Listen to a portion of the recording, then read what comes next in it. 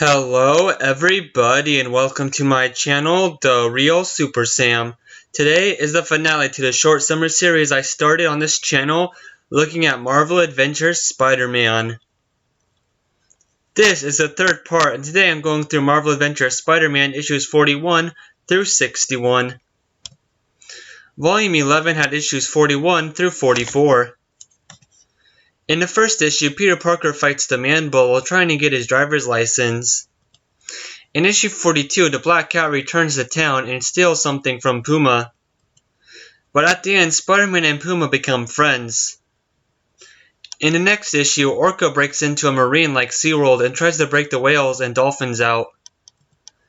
In the next issue, the Lizard is back and gets away at the start. Spider-Man finds out it was the Serpent Society that caused Dr. Connors to become the Lizard again. Dr. Connors takes the Lizard formula again, for apparently the last time, and turns into a mecha lizard to stop the Serpent Society. Now Spider-Man has to cure a lizard the size of Godzilla. Volume 12 had issues 45 through 48. The first issue here, Spider-Man stops Doc Ock from robbing a bank like he did in Spider-Man 2, and we see the environment respond after that, as Pete goes to interview witnesses for the Daily Bugle.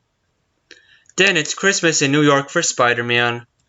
Spider-Man captures an evil Santa, who is really the Chameleon. And then Spider-Man meets the Prowler for the first time, and he learns that Dragon Man is stealing the Prowler's design from him. That's why Hobie Brown became Prowler, so he and Prowler team up and find out Jonas Harrow has been controlling Dragon Man, and the two fight the other two. Issue 58 was Spider-Man dealing with Electro and the Scorpion. It's really just a simple revenge story. Next was the 13th volume with issues 49 through 52.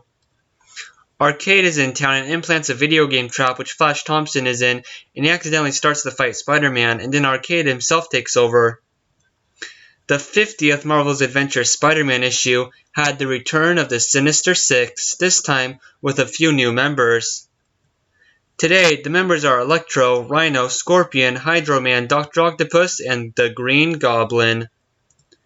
It's a fast-paced issue with Spider-Man facing some of my favorite rogues. The way they all get beaten is pretty cheap if you ask me. There is an extra story of rhymes showing Spider-Man facing his enemies throughout the series. Issue 51 starts with a great Sandman fight. Then has a comedy with the villain Paste Pot Pete. Spider-Woman had an appearance in the next issue working alongside Spider-Man against some criminals. Volume 14 had issues 53 through 56. This is where the stories actually changed. Different art style and a storyline throughout the series that's actually continuity driven. Issue 53 opens with a holdup in the school halls. Two girls are watching Peter, and the girls actually have superpowers and sense something with Peter. The blonde girl is Emma Frost, and the other one is named Sophia. Emma has mind powers, and Sophia can talk to animals. They found out Peter was Spider-Man secretly after he saved their lives. In the next issue, it introduced Gwen Stacy and her dad, Captain George Stacy. Spider-Man then saves Sophia from getting kidnapped from a guy she doesn't let on that she knows Peter Parker is Spider-Man, and Peter starts falling in love with Gwen. The next issue, issue 55, was one where I started collecting comics with my subscription for these in the mail. This issue had the villain Tombstone fight Spidey and Captain America. Tombstone is after Gwen to stop Captain Stacy from going after him and his gang. While protecting Gwen, Spider-Man teams up with Captain America to fight Tombstone. Issue 56 introduced Cloak and Dagger. Peter and Sophia are boyfriend and girlfriend now. And the reason Cloak and Dagger are back in town is because they are looking for Sophia. Sophia used to work with the animals at a runaway camp but disappeared from there, and they thought she was kidnapped.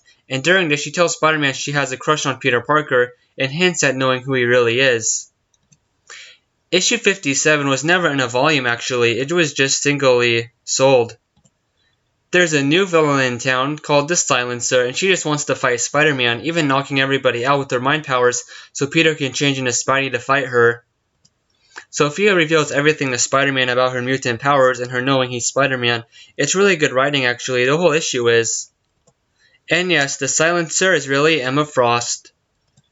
And not only that, at the very end there's a bank robbery with one of the hostages being the werewolf Jack Russell of the Marvel Universe.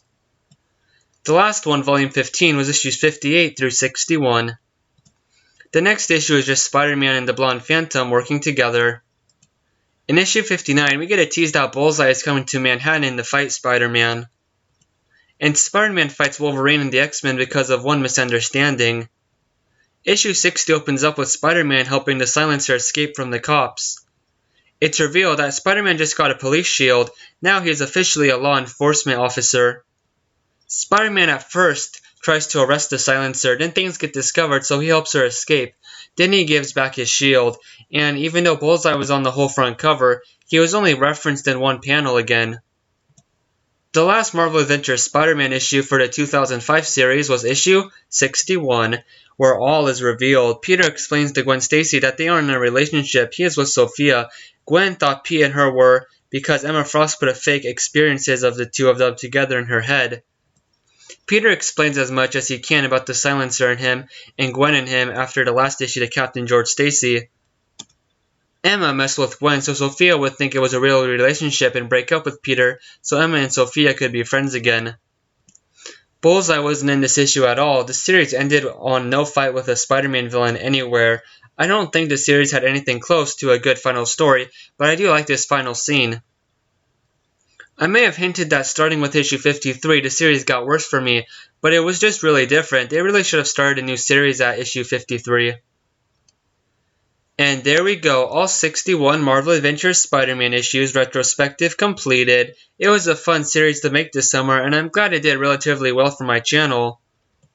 This series was for kids, but for a big Spider-Man fan like me, it wasn't a waste of time to read it. It gave new ideas to known characters, introduced many of the small-time characters. Sometimes they may have been trashed on like Hobgoblin and Tombstone, but overall, it made me happy to see either Spider-Man fight an old rogue here, or partner with an unlikely ally.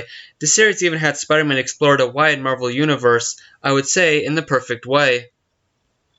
With all that said, thank you all for watching this retrospective. Let me know in the comments if I should do this for something else. Overall, I would rank all 61 issues with an 8 out of 10. Bye guys, and have a great day.